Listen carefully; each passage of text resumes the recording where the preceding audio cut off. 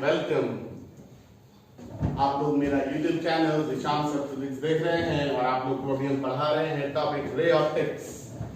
आप लोग को मैंने बोला कि ये बहुत इंपॉर्टेंट चैप्टर है, ठीक है, और आप लोग बहुत ध्यान से समझ रहे हैं इसको। हम लोगों ने अभी एक क्लास लिया है इसका।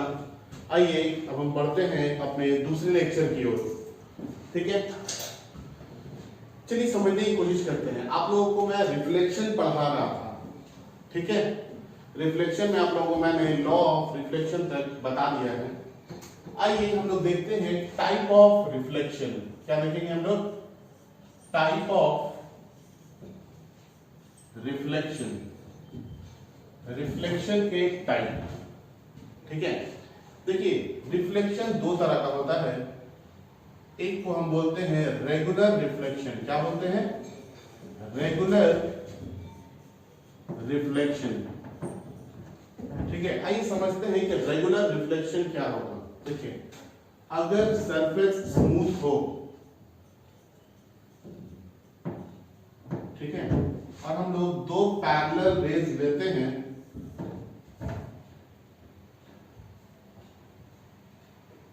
दो पैरेलल रेज लेते हैं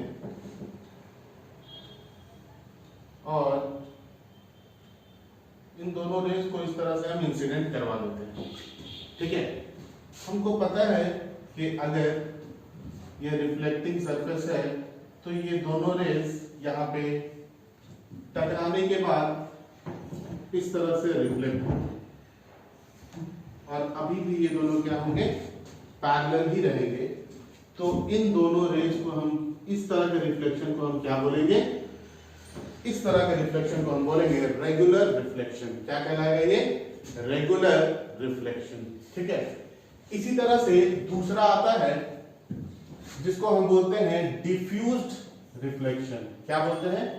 डिफ्यूज्ड रिफ्लेक्शन। आइए देखते हैं डिफ्यूज्ड रिफ्लेक्शन क्या है, ठीक है ना।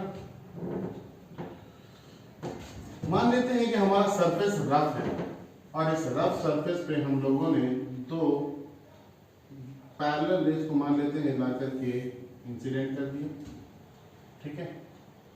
ये दोनों रेज एक दूसरे के पैरेलल हैं। अब देखिए इस सरफेस के लिए नॉर्मल कुछ इधर बनेगा, है ना। नॉर्मल जब इधर बनेगा तो angle of incidence is equal to angle of reflection के हिसाब से ये रे रिफ्लेक्ट होकर इधर जाएगा कुछ। उसी तरह से इस सरफेस के लिए नॉर्मल कुछ इधर बनेगा, जब ये रे रिफ्लेक्ट होगा तो ये इधर जाएगा कुछ। अगर इस तरह से रिफ्लेक्शन हो तो ये क्या कहलाता है? डिफ्यूज रिफ्लेक्शन, ठीक है। ये है रेगुलर रिफ्लेक्शन और ये है डिफ्यूज रिफ्लेक्शन। मैक्सिमम केसेस में हम देखते हैं कि रिफ्लेक्शन जो है हमारा वो कैसा होता है? डिफ्यूज रिफ्लेक्शन होता है। तो आप लोग इसको कॉपी करेंगे।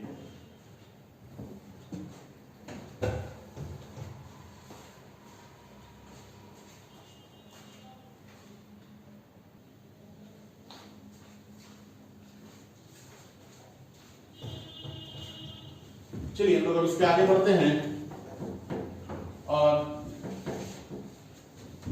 अब कुछ अच्छी अच्छी चीजें पढ़ेंगे हम लोग, ठीक है। सबसे पहले मिरर। क्या पढ़ेंगे हम लोग? मिरर। आप लोगों ने मिरर देखा है?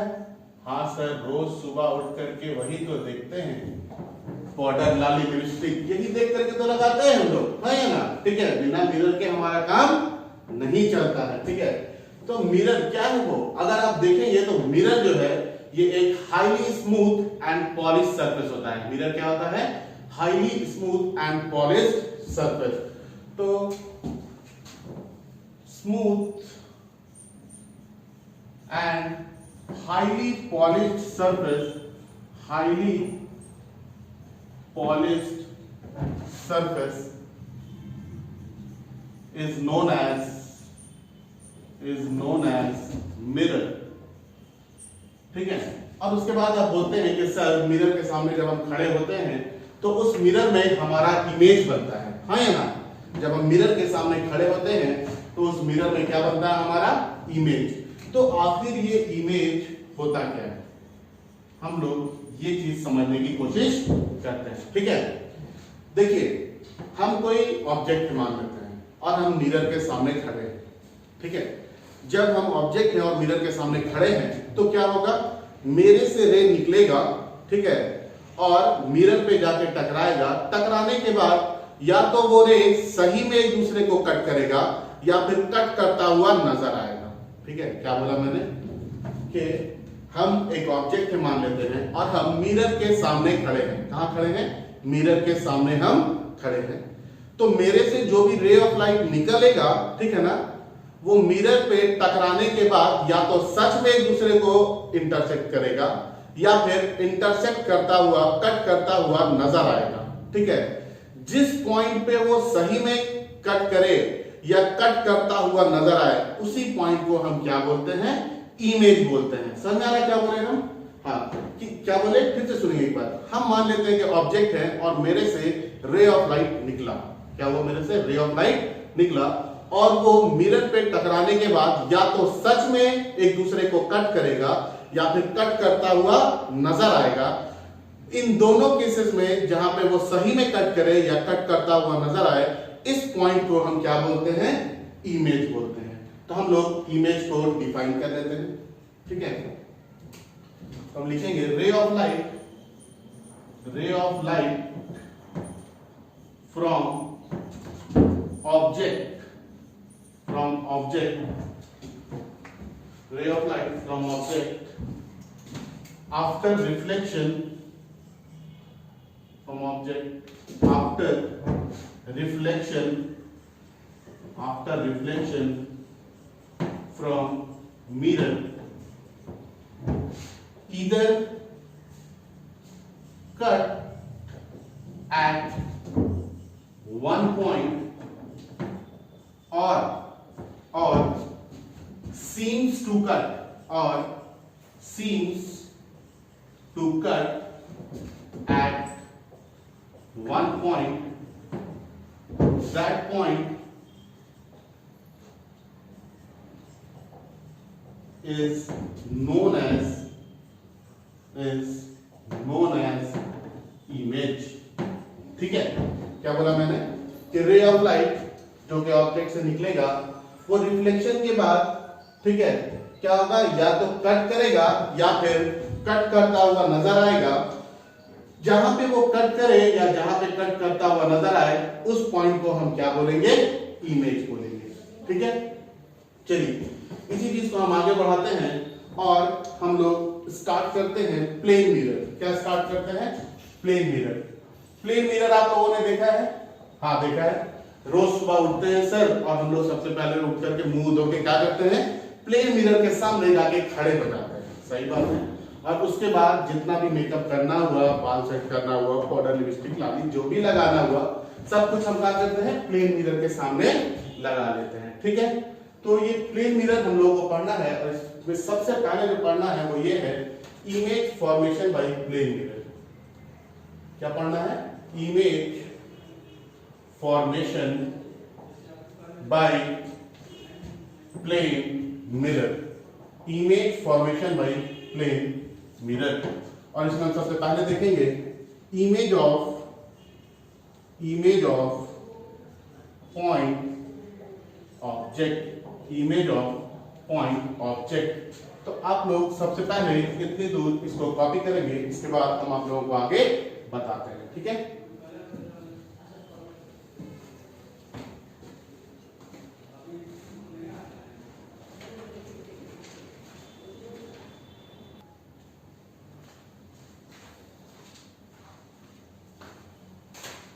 चलिए देखते हैं हम लोग इमेज ऑफ पॉइंट ऑब्जेक्ट को। देखिए आपको मैंने बोला कि इमेज कब बनेगा, जब ऑब्जेक्ट से रे ऑफ लाइट निकलेगा और रिफ्लेक्शन के बाद या तो सही में कट करेगा या फिर कट करता हुआ नजर आएगा, है ना। चलिए ओके, स्टार्ट करते हैं इस चीज को। आइए देखते हैं। मान लेते हैं कि ये हमारा प्लेन मिरर, क्या है ये, प्लेन मिरर। देखिए जब भी कोई मिरर अगर हम आपको दिखाई दे तो ये वाला पॉलिश सरफेस कहलाता है, जहां पे डैश डैश डैश डैश लगाया ना, ये क्या कहलाता है, पॉलिश सरफेस। और ये क्या कहलाता है, ऊपर वाला स्मूथ सरफेस। हम लोग हमेशा स्मूथ सरफेस की तरफ देखते हैं। कभी ऐसा हुआ है कि मिरर में पीछे से देख रहे हैं? नहीं ना देखते हैं। हम लोग करते क्या है कि एक पॉइंट ऑब्जेक्ट ले लेते हैं। क्या करते हैं हम लोग? एक पॉइंट ऑब्जेक्ट ले लेते हैं, ठीक है। इमेज बनाने के लिए सबसे पहले जो जरूरी है वो ऑब्जेक्ट है। ऑब्जेक्ट मिल गया। दूसरा, उस ऑब्जेक्ट से कम 2 रे ऑफ लाइट निकलना चाहिए। कितना रे ऑफ लाइट निकलना चाहिए? 2 रे ऑफ लाइट निकलना चाहिए। तो हम इस ऑब्जेक्ट से 2 रे ऑफ लाइट को क्या करेंगे? निकालेंगे। आइए देखते हैं।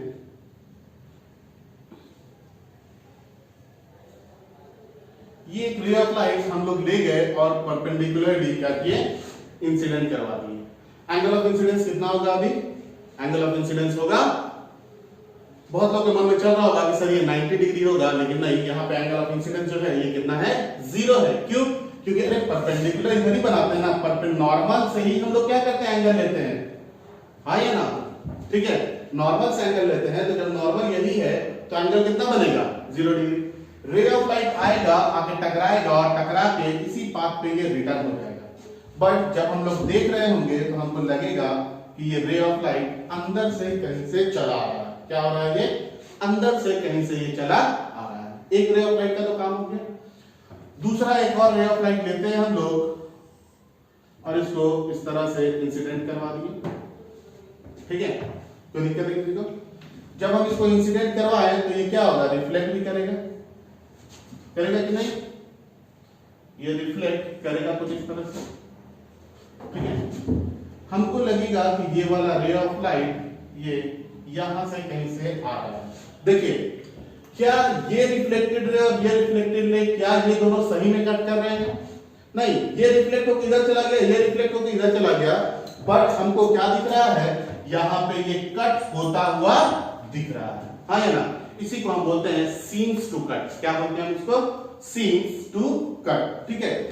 तो रे ऑफ लाइट एक तो इधर से रिफ्लेक्ट हुआ और एक रे ऑफ लाइट इधर से रिफ्लेक्ट हुआ, और ये दोनों रिफ्लेक्ट होने के बाद यहाँ पे कट करता हुआ नजर आया। जहां पे ये कट करता हुआ नजर आएगा हम इसी को क्या बोलते हैं? इमेज बोलते हैं, ठीक है। आइए, ये यहाँ पे नॉर्मल है। नॉर्मल और इंसिडेंट रे के बीच के एंगल को हम क्या बोलते हैं? एंगल ऑफ इंसिडेंस बोलते हैं। क्या बोलते हैं हम लोग इसको? Angle of incidence. और नॉर्मल और रिफ्लेक्टेड रे के बीच के एंगल को क्या बोलते हैं? इसको हम बोलते हैं एंगल ऑफ रिफ्लेक्शन, ठीक है। हमको पता है कि एंगल ऑफ इंसिडेंस और ये एंगल ऑफ रिफ्लेक्शन ये हमेशा क्या होता है? सेम होता है, ठीक है। देखिए, अगर ये एंगल ऑफ इंसिडेंस है, ठीक है, आप देख रहे होंगे कि ये एंगल और ये एंगल ये दोनों क्या है? ऑल्टरनेट एंगल है। मतलब ये भी क्या होगा? एंगल आई होगा। ये एंगल ऑफ रिफ्लेक्शन है और ये यहाँ पे एक एंगल बन रहा है। करस्पॉन्डिंग एंगल से ये दोनों एंगल भी क्या होंगे? बराबर होंगे। ये सरफेस के साथ कितना एंगल बना रहा है? 90 डिग्री का। ये भी सरफेस के साथ कितने का एंगल बना रहा है? 90 डिग्री का। इस पॉइंट को हम लोग कुछ बोल देते हैं P और इस पॉइंट को हम लोग कुछ बोल देते हैं Q, ठीक है। कोई दिक्कत यहाँ तक किसी को? नहीं ना? आगे बढ़े, चलिए आगे बढ़ते हैं हम लोग और आप समझने की कुछ कोशिश करेंगे। देखिए, ट्रायंगल देखेंगे हम लोग, ठीक है ना? QPO और QPI from triangle QPO and triangle QPI, ये दो ट्रायंगल है, ठीक है ना? गुड। अब देखिए तो एंगल O, ठीक है ना, is equal to angle I। अगर हम बोले तो क्या सही बोलेंगे? Angle O is equal to angle I अगर हम बोले तो सही बोलेंगे। हाँ, देखिए, ये एंगल ऑफ इंसिडेंस के बराबर है, ये एंगल ऑफ रिफ्लेक्शन के बराबर है, और लॉ ऑफ रिफ्लेक्शन बोलता है कि I इक्वल टू R हमेशा होता है, हाँ या ना? Since angle I is equal to angle R, angle of incidence is equal to angle of reflection. कोई दिक्कत नहीं यहाँ पे? चलिए, ठीक है। एंगल P OPQ और IPQ, क्या ये दोनों 90 डिग्री के बराबर है? Angle OPQ and is equal to angle IPQ, क्या ये दोनों 90 डिग्री है? क्या ये PQ साइड दोनों के लिए कॉमन है? PQ साइड ये दोनों के लिए कॉमन है। ये क्या है? कॉमन साइड हो गया, हाँ ना? Common side. ये एंगल साइड से क्या ये दोनों ट्रायंगल कॉन्ग्रुएंट हो गया? हाँ या ना? ठीक है, तो फ्रॉम एंगल साइड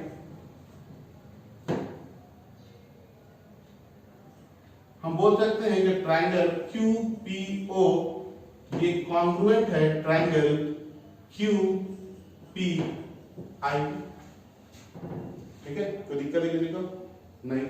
चलिए, हमको पता है कि कॉन्ग्रुएंट ट्रायंगल अगर है तो सभी करस्पॉन्डिंग साइड्स क्या होंगे, मतलब OP और PI इसका लेंथ बराबर होगा, OQ और IQ इसका लेंथ बराबर होगा, PQ का लेंथ बराबर होगा। तो हम क्या लिख सकते हैं, देयरफॉर हम लिख सकते हैं कि OP जो है ये किसके बराबर है, IP के बराबर। OP किसके बराबर है, IP के बराबर। अब एक बात बताइए, ये OP, ठीक है, या फिर इसको हम PO और PI लिख देते हैं। ठीक है, PO is equal to PI है। अगर आपसे पूछे कि PO क्या है, ठीक है, मिरर से ये क्या है, ऑब्जेक्ट की दूरी है, और इसको क्या बोलते हैं हम लोग, ऑब्जेक्ट डिस्टेंस। आप मिरर से कितनी दूरी पे खड़े हुए हैं ये क्या कहलाता है, ऑब्जेक्ट डिस्टेंस। मतलब PO क्या बोलेंगे इसको हम लोग, object distance. This is equal to PI, ये क्या है, इमेज बना है ना, किधर, मिरर के अंदर में। हाँ या ना, ये क्या हुआ है, इमेज बना है। किधर इमेज बना है, मिरर के अंदर में। और ये क्या है, PI उसकी दूरी बता रहा है। मतलब ये कौन सा डिस्टेंस हो गया, इमेज डिस्टेंस। कौन सा डिस्टेंस हो गया, ये इमेज डिस्टेंस। ठीक है, तो याद रखना है कि प्लेन मिरर अगर मिलेगा तो ऑब्जेक्ट डिस्टेंस और इमेज डिस्टेंस ये दोनों हमेशा क्या होंगे, बराबर। मतलब आप मिरर के जितनी दूरी पे बाहर खड़े हुए हैं उतनी ही दूरी पे मिरर पे अंदर आपका इमेज बनेगा। और ये होता भी कभी ऐसा हुआ है कि अरे आज हम गए जाके मिरर के सामने ऐसे करके खड़े हुए और मेरा फोटो इमेज जो है वो बहुत अंदर बन गया, या इमेज जो है बस मिरर के सामने एकदम नजदीक में बन गया, ऐसा नहीं ना हुआ है। हाँ, जितनी दूरी पे हम खड़े रहेंगे उतनी ही दूरी पे हमारा इमेज भी क्या होगा, बनेगा। तो आप लोग इस चीज को कॉपी करेंगे।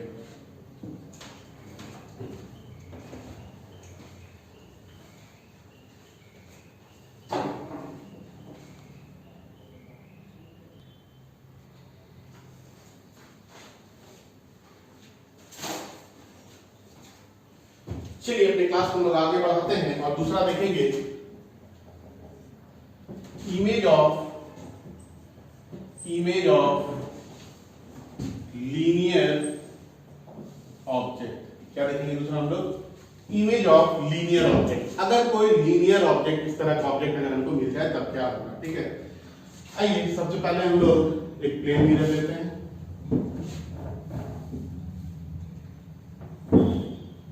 ठीक है, ये है हमारा प्लेन मिरर और ये क्या है, ये इसका पॉलिश सरफेस है। मतलब रिफ्लेक्टिंग सरफेस किधर होगा, इस साइड पे, टॉप पे। हम लोग इधर पे एक लीनियर ऑब्जेक्ट रख देते हैं। क्या करते हैं हम लोग, एक लीनियर ऑब्जेक्ट रख देते हैं। ठीक है, ये है हमारा एक ऑब्जेक्ट, इसको O1 O2 बोल देते हैं। ठीक है, हमको इस लीनियर ऑब्जेक्ट का इमेज बनाना है।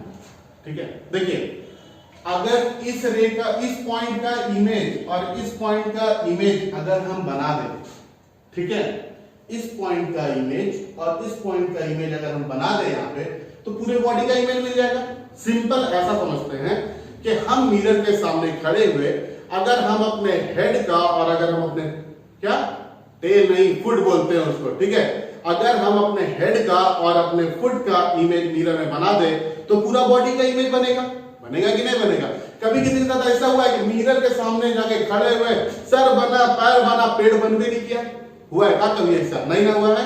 हाँ, तो याद रखेंगे कि जब भी हम लोग, अगर हम लोग हेड का और फुट का, कुछ लोगों के मुंह से बार बार टेल निकल रहा है, तो याद रखिए हेड का टेल अगर आपका होगा तो फिर उसके लिए हम कोई जिम्मेदार नहीं है। ठीक है, तो हेड का और फुट का अगर हम इमेज बना देते हैं मतलब हमारे पूरे बॉडी का इमेज बन जाएगा। तो आइए देखते हैं, इसी तरह से यहाँ पे हम लोग बनाने की कोशिश करते हैं। देखिए सबसे पहले इमेज बनाने के लिए ऑब्जेक्ट होना चाहिए। ऑब्जेक्ट है, इस पॉइंट का इमेज बनाना है, यहाँ से कम कितने रेज निकलने चाहिए? 2 रे निकलने चाहिए। तो आइए एक रे हम यहाँ पे इसको जस्ट इस सरफेस के परपेंडिकुलर इंसिडेंट करवाते हैं। एंगल ऑफ इंसिडेंस फिर से 0 डिग्री। ये रे ऑफ लाइट यहाँ टकराएगा और टकराने के बाद ये रिफ्लेक्ट हो जाएगा। हमको लगेगा कि ये रे ऑफ लाइट यहां से कहीं से आ रहा है, ठीक है, कोई दिक्कत नहीं। एक रे ऑफ लाइट यहां पे हम लाते हैं और लाके इस तरह से इंसिडेंट करवा देते हैं। थोड़ा टेढ़ा बनेगा, थोड़ा सीधा बनाने की कोशिश करते हैं इसको। एक रे ऑफ लाइट लाते हैं और यहां से यहां लाकर के हम इसको इंसिडेंट करवा देते हैं। जब हम इसको इस तरह से इंसिडेंट करवाएंगे तो क्या होगा, ये भी रे ऑफ लाइट यहाँ पे एक नॉर्मल बनेगा, ये angle of incidence equal to angle of reflection होता है, तो ये रे ऑफ लाइट रिफ्लेक्ट करेगा, ये कुछ इस तरह से रिफ्लेक्ट करेगा और हमको लगेगा कि क्या है, ये यहां से कहीं से चला रहा है, ठीक है। तो इस पॉइंट का इमेज हम लोगों ने क्या किया, बना लिया। इस पॉइंट का इमेज हम लोगों ने क्या किया, बना लिया। इस पॉइंट का इमेज बन गया। जस्ट इसी तरह से अब हम लोग इस पॉइंट का भी इमेज बनाएंगे, तो ये वाला एंड, ठीक है। आइए एक रे ऑफ लाइट हम देते हैं जो कि बिल्कुल यहां से परपेंडिकुलरली इंसिडेंट करवाते हैं। परपेंडिकुलर इंसिडेंट करवाए मतलब एंगल ऑफ इंसिडेंस कितना है, 0 है। ये रे ऑफ लाइट यहां से टकराएगा और रिटर्न जाएगा, हमको लगेगा अंदर से कहीं से रे आ रहा है, ठीक है। एक दूसरा रे ऑफ लाइट और हम लोग लेते हैं और इसको इस तरह से इंसिडेंट करवा देते हैं। होगा क्या,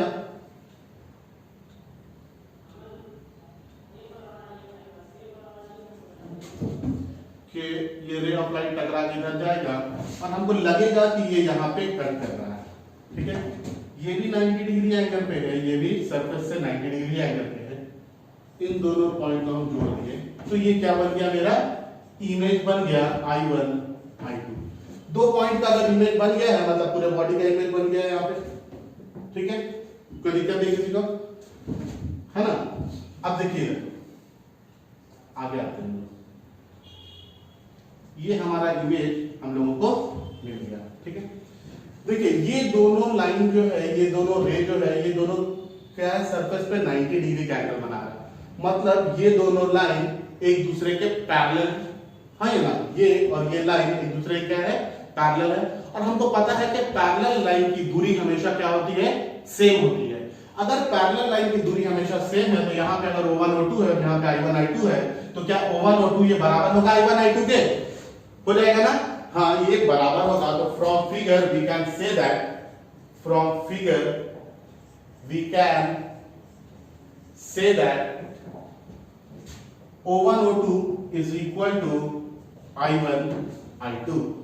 O1 O2 क्या है, O1 O2 क्या है, ये ऑब्जेक्ट का साइज है ना, और I1 I2 क्या बना, इमेज का साइज बना।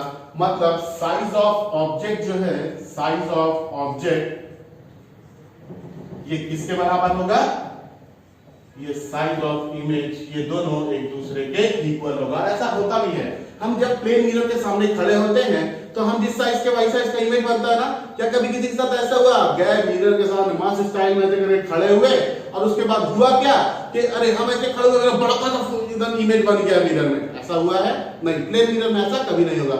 ये कभी ऐसा हुआ है कि मिरर के सामने जाके खड़े हुए हम इतने बड़े हैं, मेरा छोटा सा फोटो बन गया है, ऐसा कभी भी नहीं होता है। तो याद रखना है कि प्लेन मिरर जो है उसमें साइज ऑफ ऑब्जेक्ट किसके बराबर होगा, साइज ऑफ इमेज के बराबर होगा, ठीक है। कोई दिक्कत है किसी को, नहीं ना।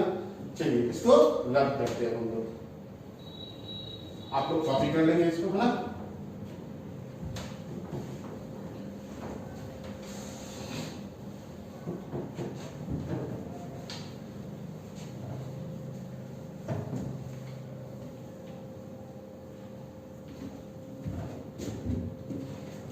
नेक्स्ट कभी कभी पूछा जाता है हम लोगों से कभी कभी क्वेश्चन 2 मार्क्स में कि properties of image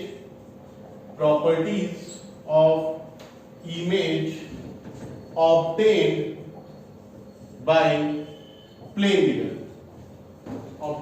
plane mirror। तो आप जानते, सबसे पहला चीज तो हम जानते हैं कि प्लेन मिरर के केस में image is always form behind the mirror, हाँ या ना। इमेज इज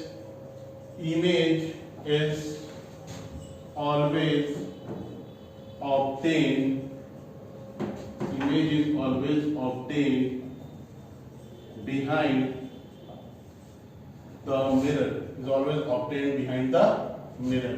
ठीक है, इमेज हमेशा मिरर के पीछे, और अगर मिरर के पीछे है तो कैसा है, दैट इज वर्चुअल इमेज। क्या बोलते हैं इसको हम लोग, वर्चुअल इमेज बोलते हैं। ठीक है, कोई दिक्कत है किसी को, नहीं ना, आगे बढ़े। ठीक है, चलिए आगे बढ़ते हैं। दूसरा, आप लोग जानते हैं कि ऑब्जेक्ट डिस्टेंस और इमेज डिस्टेंस ये हमेशा प्लेन मिरर के केस में क्या होता है, सेम होता है। तो object distance is equal to image distance. ठीक है, नेक्स्ट थोड़ा सा आगे बढ़ते हैं। आपको पता है साइज ऑफ ऑब्जेक्ट और साइज ऑफ इमेज ये हमेशा क्या होता है, बराबर होता है। तो size of object is equal to size of image. Size of object is equal to size of image. और जो इमेज बनता है हम ऐसे है और हम लोग का इमेज ऐसे जाकर के बन जाता है, हाँ या ना। इस चीज को हम बोलते हैं लैटरली इन्वर्टेड। क्या है, laterally inverted. Image obtained is laterally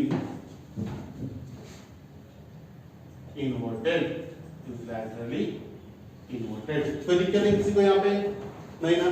चलिए इसके बाद हमसे पूछता है कि बताइए तो यूजेस क्या है प्लेन मिरर का। सबसे पहला यूज तो सबसे पहले बता दिए हम, हाँ या ना, कि सर ये जो है पाउडर लिपस्टिक लाली लगाने के काम में आता है, बाल सेट करने के काम में आता है, हेयर जेल लगाने के काम में आता है, शर्ट पैंट पहन के तैयार हो जाते हैं, देखते हैं ऐसे करके सर हैंडसम बने कि नहीं बने, हाँ या ना।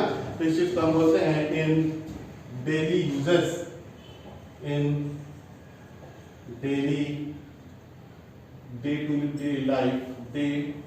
To day life. सबसे पहले ऐसा क्या है, डे टू डे लाइफ में हम इसको क्या करते हैं, यूज करते हैं। आजकल आप देखते हैं कि मिरर आता है चीजों को सजाने के लिए भी। आप घर में बेड लेते हैं या कुछ भी लेते हैं तो बहुत उसमें मिरर का काम होता है। तो in giving cosmetic looks, in giving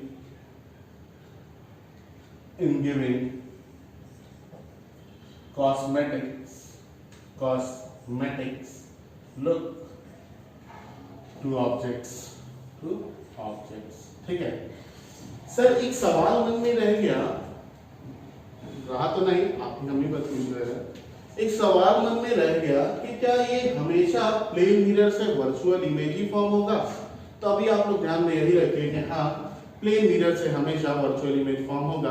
but हम आगे चल के बताएंगे कि नहीं, प्लेन मिरर से हम रियल इमेज भी फॉर्म कर सकते हैं। क्या बोले कि प्लेन मिरर से हम क्या कर सकते हैं, रियल इमेज भी ऑब्टेन कर सकते हैं। वो तरीका हम आप लोगों को पढ़ाएंगे, बट लेंस के बाद पढ़ाएंगे कि प्लेन मिरर से कैसे हम रियल इमेज भी ऑब्टेन कर सकते हैं। तो आप लोग पहले इतनी दूर इस चीज को क्या करेंगे, कॉपी कर लेंगे। ठीक है, चलिए इसके बाद हम आगे बढ़ते हैं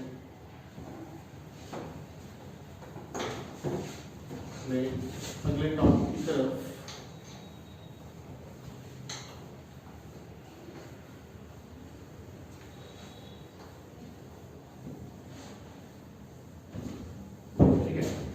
हम लोग पहले पढ़ते हैं two plane mirrors in contact. Two plane mirrors in contact. ठीक है, अगर दो प्लेन मिरर को हम कॉन्टैक्ट में रख दें तो क्या होगा। आप लोग देखे भी होंगे कि क्या होता है। सैलून गए हैं आप लोग बाल बनवाने के लिए, हम तो नहीं जाते हैं, मेरे पास है नहीं, बट आप लोग जाते होंगे, है ना। तो सैलून में एक मिरर आपके आगे रखा होता है और एक मिरर आपके पीछे रखा होता है। नहीं है तो बाद में लाकर दिखाता है, देखिए तो भैया पीछे से ठीक बन गया है क्या, हाँ या ना। तो हम कहीं पीछे से ही बनवा लेते हैं, आगे से तो है नहीं। तो आप देखते हैं जब आप देखना स्टार्ट करते हैं तो आपको बहुत सारा इमेज नजर आना स्टार्ट होता है, हाँ या ना। ठीक है, मान लेते हैं कि एक प्लेन मिरर हमने ये लिया और एक प्लेन मिरर हमने ये लिया। ठीक है, अब मैटर ये करता है, इसको हम बोल देते हैं M1, इसको हम बोल देते हैं M2 और इसको हम बोल देते हैं एंगल थीटा। मैटर ये करता है क्या सर, बताइए वहां हम लोग को कितना इमेज दिखता होगा। तो कितना इमेज दिखता होगा के लिए एक बहुत आसान सा चीज है, हम लोग उसको पढ़ेंगे और हम लोगों को तुरंत समझ में आ जाएगा। ठीक है, चलिए ओके स्टार्ट करते हैं। देखिए अगर हम लोग यहाँ पे भी ये दो मिरर के बीच का एंगल कितना है, थीटा। ठीक है, सबसे पहले आप फाइंड कीजिए, find 360 degree divided by theta. ठीक है, 360 degree divided by theta find कीजिए। ठीक है, अगर आगे आते हैं, इफ 360 डिग्री बाय थीटा का वैल्यू इवन आ जाए, इज इवन। ठीक है, 360 डिग्री बाय थीटा फाइंड किए, अगर ये value 360 degree by theta even आ गया, then number of images obtained कितना हो जाएगा, and this is equal to 360 degree divided by theta minus 1। ठीक है, अगर सबसे पहले दो मिरर दिया है, दो मिरर के बीच का एंगल हमको पता है, एंगल पता होने से हम 360 डिग्री बाय थीटा का वैल्यू कैलकुलेट करेंगे। अगर 360 बाय थीटा का वैल्यू इवन आया तो हम बोल दिए कि नंबर ऑफ इमेजेस ऑब्टेन्ड जो होगा वो कितना होगा, 360 बाय थीटा माइनस 1। अगर दूसरा केस बनता है, if 360 degree by theta is odd. Sir अगर ये ऑड आ गया तब, अगर ये ऑड आ गया तो हम लोग यहाँ पे फिर सर्च करेंगे सिमेट्री और एसिमेट्री के बारे में। ठीक है, क्या सर्च करेंगे हम लोग, सिमेट्री और एसिमेट्री के बारे में। ठीक है, तो आइए देखते हैं हम लोग कि सिमेट्री और एसिमेट्री ये क्या होता है।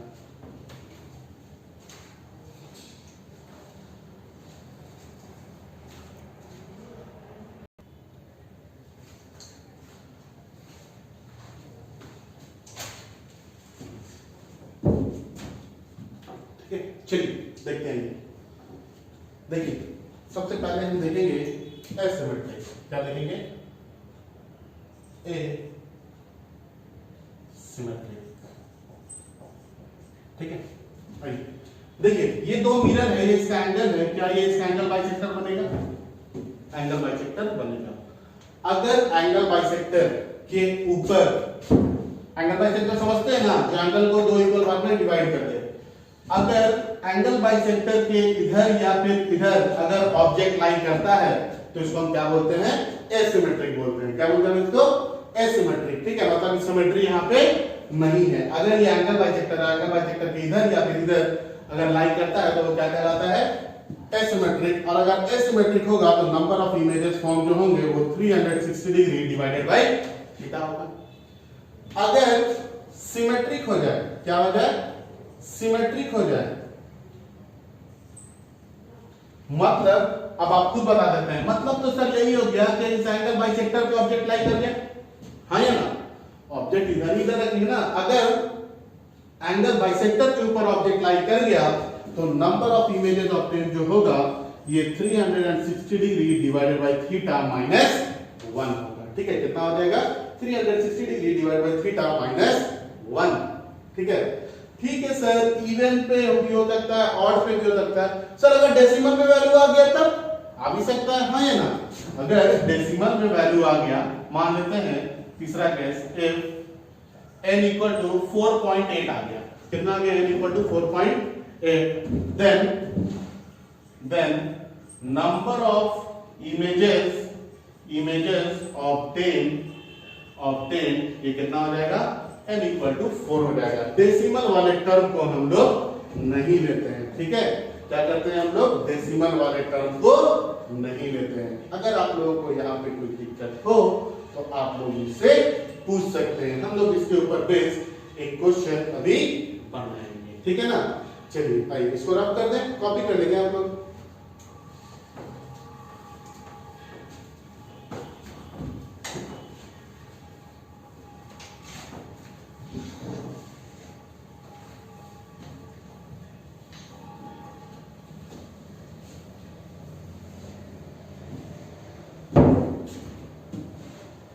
आइए देखते हैं। ठीक है, क्वेश्चन है हमारे पास कि 2 plane mirror are kept at an angle of 72 degree. Find number of images obtained if number one में if object is kept off bisector, और दूसरा है if object is kept on bisector, angle bisector. ठीक है, तो देखिए सबसे पहले हमको बोला है, सॉल्यूशन देखते हैं इसका हम लोग। सबसे पहले हमको बोला है कि दो ऑब्जेक्ट है और दो मिरर है, और इन दोनों मिरर के बीच का ये एक मिरर है और ये एक दूसरा मिरर है। ठीक है, ये दो मिरर, इन दोनों मिरर के बीच का एंगल कितना दिया है? 72 डिग्री। सबसे पहले हमको क्या बोला है निकालने? 360 डिग्री डिवाइडेड बाय थीटा, मतलब क्या हो जाएगा? 360 डिग्री डिवाइडेड बाय 72 कितना आता है? ये देखिए तो मेरे हिसाब से ये 5 आ जाएगा, है ना? ठीक है, 5 इवन है या ऑड है? 5 ऑड है, और हमको बोला गया है कि जब भी ऑड आए तो आप सिमेट्रिक वाले, सिमेट्रिक देखिए तो हमको अगर बोल दिया ऑफ बाइसेक्टर मतलब एसिमेट्रिक, और अगर एसिमेट्रिक है तो नंबर ऑफ इमेजेस फॉर्म ये कितना है? 360 डिग्री डिवाइड बाय थीटा, मतलब ये तो 5 ही हो गया। ठीक है, और दूसरा बोला है ऑन बाइसेक्टर मतलब सिमेट्रिक है, और अगर सिमेट्रिक है तो नंबर ऑफ इमेजेस फॉर्म ये कितना है? 360 बाय थीटा माइनस 1, मतलब 5 minus 1 this is equal to 4। ठीक है, आप लोगों को जो मैंने असाइनमेंट दिया है या डीपीटी दिया है, ठीक है, असाइनमेंट ही दिया है, उस असाइनमेंट में इस टाइप के क्वेश्चंस आपको मिलेंगे। ठीक है, ऑब्जेक्टिव में मिलेंगे, तो आप लोग उन क्वेश्चंस को बनाएंगे। ठीक है ना? चलिए आगे बढ़ते हैं हम लोग। इसको कॉपी कर लेंगे आप लोग।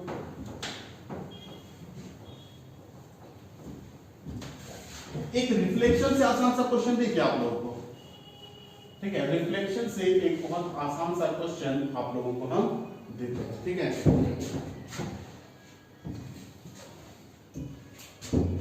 a ray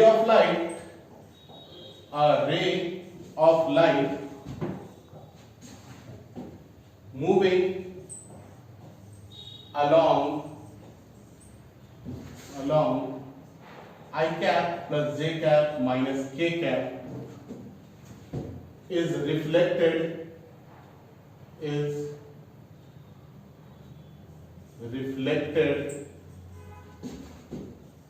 by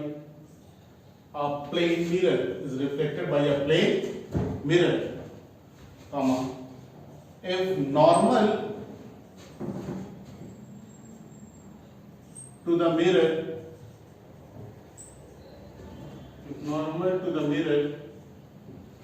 is I plus j cap, then find unit vector along the direction of reflected ray। कैसा है ना? जबरदस्त।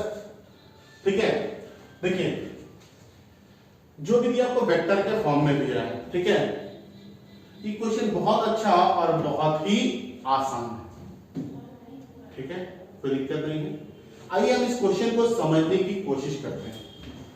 समझ लेंगे तो क्वेश्चन बन जाएगा। यूनिट वेक्टर तो आपको पता है कि यूनिट वेक्टर कैसे निकालते हैं। किसी भी वेक्टर को उसके मैग्नीट्यूड से डिवाइड कर देते हैं, क्या मिलता है हम लोगों को?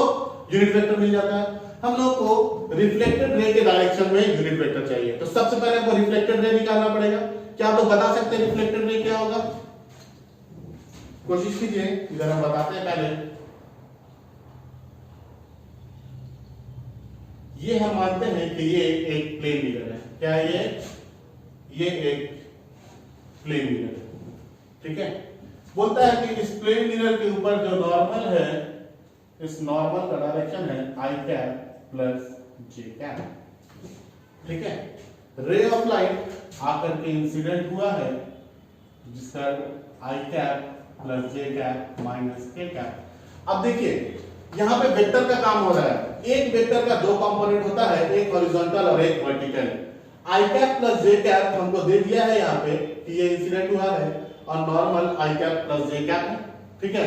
मतलब इस वेक्टर का आई कैप प्लस जे कैप माइनस के कैप का एक कंपोनेंट तो आई कैप प्लस जे कैप है, दूसरा कंपोनेंट आप लोग बता सकते हैं कि क्या है। दूसरा कंपोनेंट ये इधर ही जा रहा होगा, है ना, रिजल्टेंट वेक्टर निकालना सीखा है ना। तो ये आई कैप प्लस जे कैप है माइनस के कैप है, ये वाला आई कैप प्लस जे कैप है, तो बचा हुआ क्या होगा, बचा हुआ माइनस के कैप होगा। मतलब यही वाला माइनस के कैप नीचे की तरफ आ रहा होगा, है ना। ये रे ऑफ लाइट यहाँ आएगा, आके टकराएगा और टकराने के बाद ये इस तरफ रिफ्लेक्ट होगा, ठीक है। तो ये तो माइनस के कैप है। हमको निकालना है कि रिफ्लेक्टेड रे किस डायरेक्शन में, किस पाथ में जा रहा है। देखिए इसका दो कंपोनेंट होगा, एक इधर हॉरिजॉन्टल और एक इधर वर्टिकल। अगर आई कैप प्लस जे कैप जाने वाला है तो आने वाला क्या होगा, आने वाला minus i cap minus j cap होगा। आने वाला क्या होगा, minus i cap minus j cap. देखिए इस वेक्टर का एक component minus i cap minus j cap, दूसरा कंपोनेंट माइनस के कैप, तो रिजल्टेंट वेक्टर क्या हो जाएगा, minus i cap minus j cap minus k cap. तो रिफ्लेक्टेड रे जो है इसका क्या डायरेक्शन है, minus i cap minus j cap minus k cap. क्या आप यूनिट वेक्टर निकाल सकते हैं आप लोग, किसी भी वेक्टर को सर उसके मैग्नीट्यूड से डिवाइड कर देंगे, क्या मिलेगा, यूनिट वेक्टर मिलेगा। तो आइए देखते हैं, यहाँ पे मॉड ऑफ वेक्टर आर क्या हो जाएगा, ये अंडर रूट माइनस 1 का स्क्वायर प्लस माइनस 1 का स्क्वायर प्लस माइनस 1 का स्क्वायर, ऐसे निकालते ना मैग्नीट्यूड हम लोग। तो ये क्या हो जाएगा, अंडर रूट 3। तो क्या यूनिट वेक्टर मिल गया आपको, कितना मिल गया, minus i cap minus j cap minus k cap whole divided by root 3। और यही तो हमसे आंसर पूछा है ना। फिर से समझिए, इंसिडेंट हुआ आकर के इधर और नॉर्मल हमको बताया आई प्लस जे। मतलब इस वेक्टर का एक और कंपोनेंट वर्टिकल कंपोनेंट होगा जब माइनस के होगा। ये रे रिफ्लेक्ट होकर इधर गया, रिफ्लेक्टेड रे का दो कंपोनेंट होगा, एक हॉरिजॉन्टल और दूसरा वर्टिकल। वर्टिकल कंपोनेंट हमको पता है जो नीचे आ रहा है वो कितना है, माइनस के कैप है। दूसरा कंपोनेंट ये इसके जस्ट परपेंडिकुलर होगा। तो अगर आने वाले को हम आई कैप प्लस जे कैप बोले हैं तो जाने वाले को हम क्या बोलेंगे, minus i cap minus j cap. तो एक component minus i cap minus j cap, दूसरा कंपोनेंट माइनस के कैप। तो रिजल्टेंट वेक्टर कितना हो जाएगा, minus i cap minus j cap minus k cap. और हमको यूनिट वेक्टर निकालने बोला है, हमको पता है यूनिट वेक्टर क्या होता है, किसी भी वेक्टर को उसके मैग्नीट्यूड से डिवाइड कर देते हैं तो हम लोगों को क्या मिलता है, यूनिट वेक्टर मिल जाता है। कोई दिक्कत है यहाँ तक में, नहीं ना, इस चीज को आप लोग कॉपी कर लेंगे।